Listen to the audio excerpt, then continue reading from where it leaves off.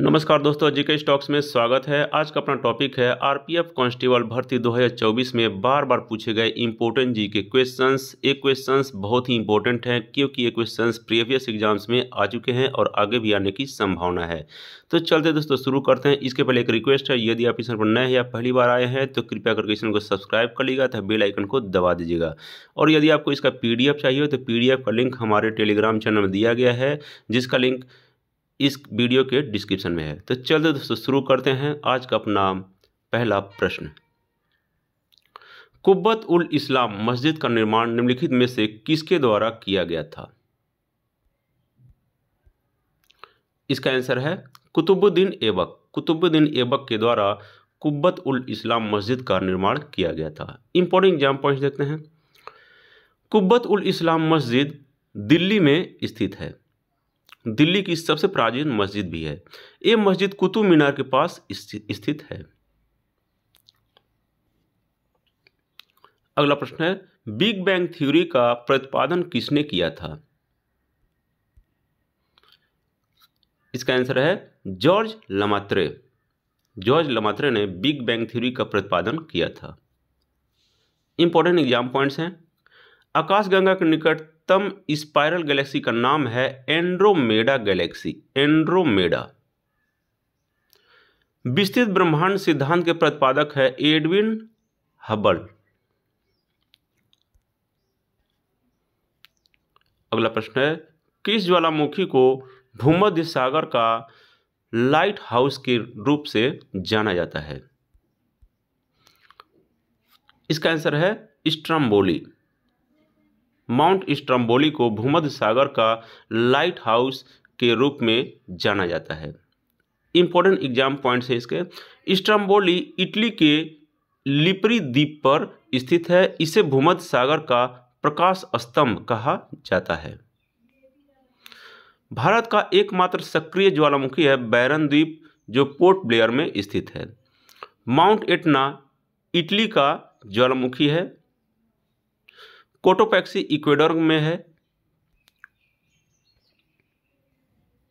अगला प्रश्न है, मेरियाना ट्रेंच किस महासागर में स्थित है? इसका आंसर है मेरियाना ट्रेंच प्रशांत महासागर में स्थित है। Important exam points. मेरियाना गर्त प्रशांत महासागर में स्थित है। यह विश्व की सबसे बड़ी गर्त है। फिलीपींस के पूर्व में यह गर्त स्थित है। इसकी औसत गहराई है 11,034 मीटर।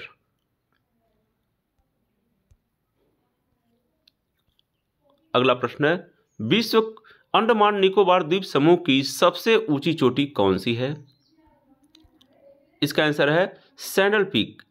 अंडमान निकोबार द्वीप समूह की सबसे ऊंची चोटी है। इंपॉर्टेंट एग्जाम पॉइंट देख सकते हैं।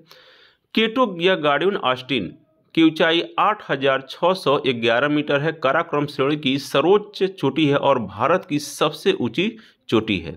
महेंद्रगिरी भारत के पूर्वी घाट में सबसे ऊंची चोटी है, यानी पूर्वी घाट की सबसे ऊंची चोटी है महेंद्रगिरी। पश्चिमी घाट की सबसे ऊंची चोटी है अन्नामुडी। तो ये इंपॉर्टेंट पॉइंट है इसके। अगला प्रश्न है, पुलिकट झील कहां पर स्थित है? इसका आंसर है पुलिकट झील तमिलनाडु राज्य में स्थित है। Important exam points. पुलिकट एक लैगून झील है। गोविंद सागर झील हिमाचल प्रदेश में स्थित है। कोलेरू झील आंध्र प्रदेश में स्थित है। अगला प्रश्न है, नामदफा राष्ट्रीय पार्क भारत के किस राज्य में स्थित है? इसका आंसर है अरुणाचल प्रदेश। अरुणाचल प्रदेश राज्य में नामदफा राष्ट्रीय पार्क स्थित है। Important exam points. दुधवा राष्ट्रीय पार्क भारत के उत्तर प्रदेश राज्य में स्थित है। सरिस्का राष्ट्रीय उद्यान राजस्थान राज्य में स्थित है। सिरोही राष्ट्रीय उद्यान मणिपुर में स्थित है। अगला प्रश्न है, अनुच्छेद 32 को भारत के संविधान का हृदय और आत्मा किसने कहा था? इसका आंसर है B.R. अम्बेडकर। B.R. अम्बेडकर ने अनुच्छेद 32 को भारत के संविधान का हृदय और आत्मा कहा था। Important exam points. संवैधानिक उपचारों के अधिकार, जिसको अनुच्छेद 32 कहते हैं, संविधान की प्रस्तावना को संविधान की कुंजी कहा जाता है। अगला प्रश्न है, चंद्रगुप्त द्वितीय ने अपनी किस विजय की खुशी में चांदी के विशेष सिक्के जारी किए थे? इसका आंसर है शकों को पराजित करने के बाद चंद्रगुप्त द्वितीय ने चांदी के विशेष सिक्के जारी किए थे। इंपॉर्टेंट एग्जाम पॉइंट, चंद्रगुप्त द्वितीय चांदी के सिक्के जारी करने वाला पहला गुप्त शासक थे जिन्हें रूपक कहा जाता था। चांदी के सिक्के का नाम था रूपक।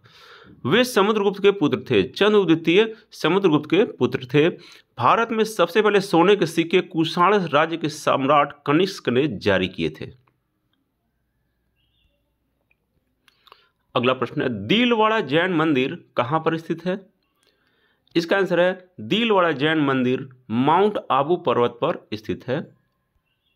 इंपॉर्टेंट एग्जाम पॉइंट्स इसके, सोलंकी शासक भीमदेव प्रथम के मंत्री विमल शाह ने दिलवाड़ा के जैन मंदिर निर्माण माउंट आबू पर्वत पर करवाया था, जो अरावली पर्वत राजस्थान पर है।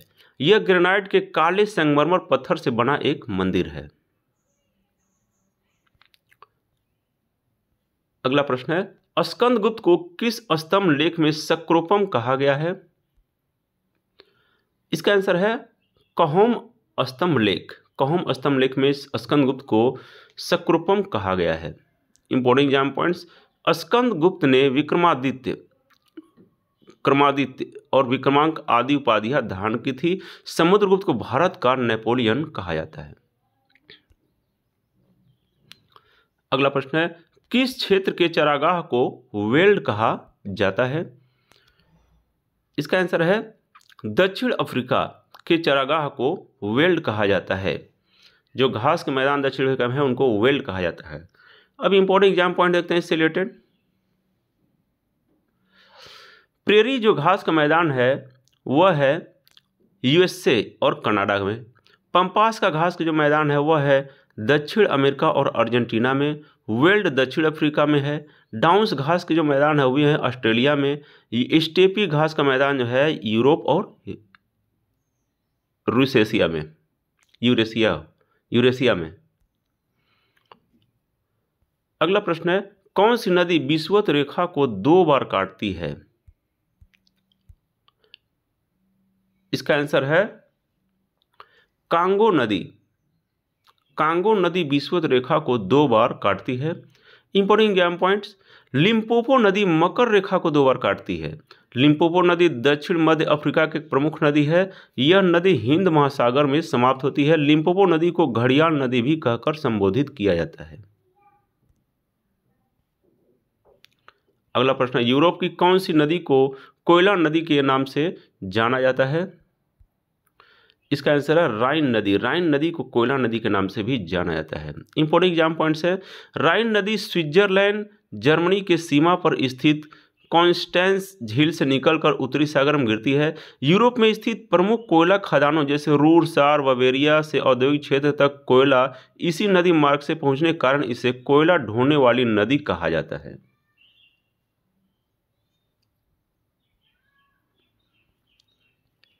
अगला प्रश्न है, कौन सी जल संधि अंतरराष्ट्रीय तिथि रेखा के समानांतर स्थित है?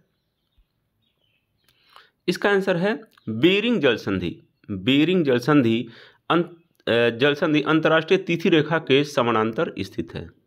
इंपॉर्टेंट एग्जाम पॉइंट्स है, बेरिंग जल संधि एक ऐसी जल संधि है जो प्रशांत और आर्कटिक महासागरों को जोड़ती है। बेरिंग जल संधि एशिया और उत्तरी अमेरिका के महाद्वीपों को उनके निकटतम बिंदु पर दूसरे को पृथक करती है।